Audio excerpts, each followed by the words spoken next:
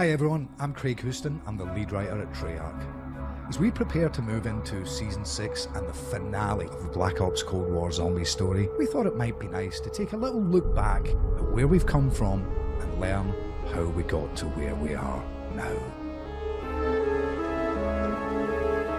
When we kicked off the Dark Ether story with the launch of Black Ops Cold War, our initial map, Pt2, was really the one that showed how this story had come to be. It delved into Nazi experiments from the end of World War II, where they hoped to turn the tide of the war by harnessing the powers of a cyclotron. Commencing cyclotron test run number 12. Dr. Kurtz, please proceed. Unfortunately for them, what they actually succeeded in doing was ripping a hole into a dimension known as the Dark Ether. Cut the bullets! When the Red Army discovered what the Nazis had been doing with the particle accelerator, they took steps to try and seal the rift. And that meant someone had to be volunteered to go inside and seal it up from the inside. How can I be of service, Comrade Lazarev? There is a machine I need you to deactivate. Understood? Da. Congratulations, товарищ! You're going to be a hero of the Soviet Union. As players explored Die Maschine, they were introduced to a new cast of characters who would be guiding them, specifically the Requiem team, led by Gregory Weaver and assisted by Major Carver, Dr. Strauss and Dr. Gray. As time progressed, we also learned a lot more about our bitter rivals, a Soviet-led unit known as Omega Group. As time went on, we would learn more about their hierarchy too, most notably a familiar face from Black Ops 1, Kravchenko. As we'd seen in Die Maschine, Samantha Maxis was determined to stay in the field and continue her own investigations. You have to turn yourself in. The CIA can protect you. I can protect you. I can't do that, Weaver. The Omega Group have plans for the Outbreak zones. And this is something that led us on to our next map, which was Firebase C. Requiem, welcome to Vietnam. As players progressed through the Firebase C map, they worked with Ravenov, a former Omega Group soldier who had decided that he couldn't stomach what they were doing and maybe perhaps seek out new allies. Amongst those allies was Agent Maxis herself. I am not a traitor to my country. Omega are not who we are. And it was his intel that led her to Firebase C, where, sadly, she ran afoul of another new character, Dr. Peck. Maxis is a poor, little, lost girl. No one, least of all you, can bring her back. Given her defiance and refusal to cooperate with Dr. Peck, he threw her into the Dark Ether.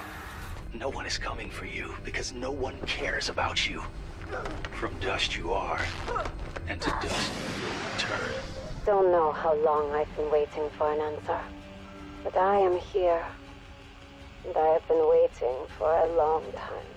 Upon Maxis' return, Ravenov warned us that Omega Group were undertaking operations in the Ural Mountains, something that would become very important as the story progressed.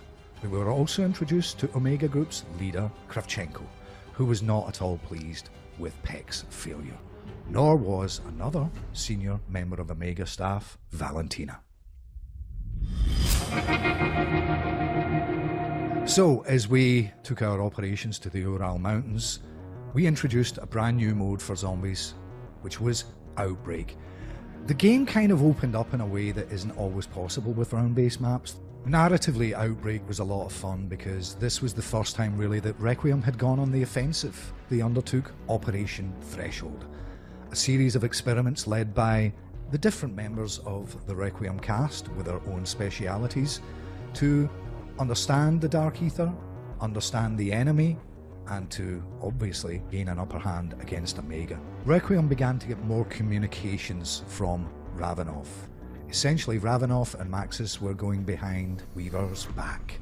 And this led us to a whole mission involving a Russian program called Operacja Inversia. As players moved through this mission, they discovered that the Omega Group had built something called the Reality Inversion Warheads. This power is too dangerous for either Omega or Requiem to possess. So I say, we dump them in the middle of the Pacific. Following the events of Operacja Inversia, players got the opportunity to undertake another main quest, this time Operation Excision. Been a long time, Weaver. Ravenoff. You've got some balls using the Slion after what you and Sam did. Been contacted by a group of Omega scientists. They wish to defect. Unfortunately, as we discovered at the end of that main quest, the whole thing was a trap, and the strike team were captured by Kravchenko and Omega.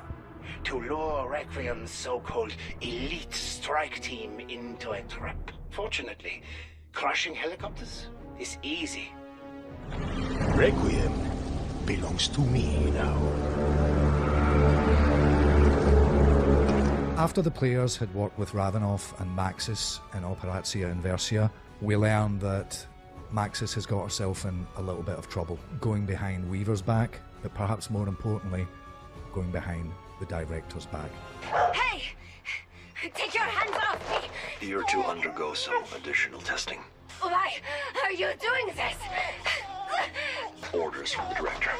Maxis is to be taken to a secure facility known as Block 8, where she will undergo certain experiments.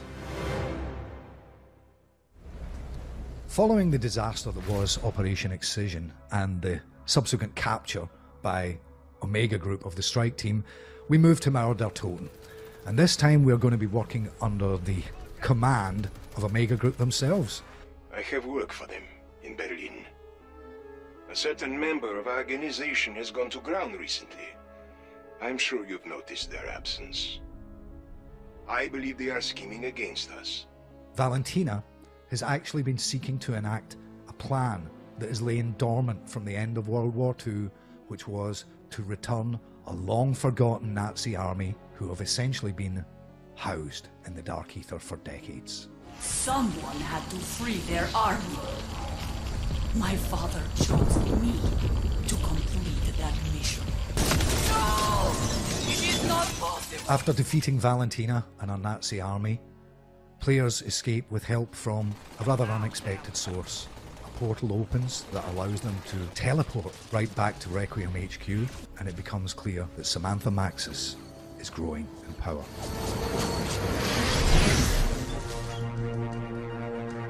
Throughout Season 5's intel, we learn more of the experiments that she's undergone with the Director. You going to electrocute me again? I really hope it doesn't come to that, but I know what you're capable of. I just want to see it for myself. We learn more about exactly how the Dark Ether has changed her, and more about what that could potentially mean for the future and Season 6. We also learn more about an entity in the Dark Ether known as the Forsaken. Were this creature to make it into our world, it would probably mean the end of life as we know it. One of the things that we learned in Mauer der Toten was that, in reality, Omega Group were actually building the reality inversion warheads to destroy the Forsaken. So that's something we kind of messed up. So now they've developed a new plan. They believe they can bring it into our world and perhaps harness its powers as the ultimate weapon. The Forsaken. A solution is necessary. It must be dealt with. Colonel, there has been a change of plan, Gorif. Peck and I are developing a new solution for the Forsaken. Rest assured, if it is successful, it will mean salvation for the Soviet Union. We will be heralded as heroes. Amongst the many pieces of intel that we found in Outbreak, we learned more about a character called Zykov, who was actually the poor Red Army soldier who went into the cyclotron back in World War II to seal it up, and he's been trapped in the Dark Ether for a very long time, and he wants to get out. Now aware of Omega's plans for the Forsaken, Requiem need all the allies they can get. Zykov. He may be the only one who truly knows the Forsaken. Are we suggesting we somehow break this lost Russian out of the Dark Ether? Poor bastard's been in there longer than anyone. He promises them that if they can release him from his prison, he might be the deciding factor in overcoming both the Forsaken and Omega. As we move into the climax of Season 6, we're going to finally focus on Omega Group's final operation, Operatia Izbavitelj.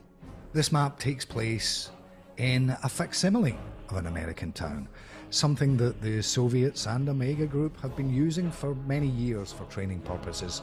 This location is unique because Omega Group have identified this as the specific place where the veil between our world and that of the Dark Ether is at its thinnest, and that's why they believe they can extract the Forsaken.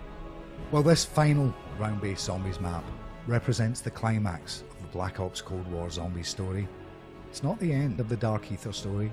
Eagle-eyed or eagle-eared players might have noticed that we've been sowing the seeds of some other things that also harken back to World War II. The Dark Ether story will continue and expand in Call of Duty Vanguard.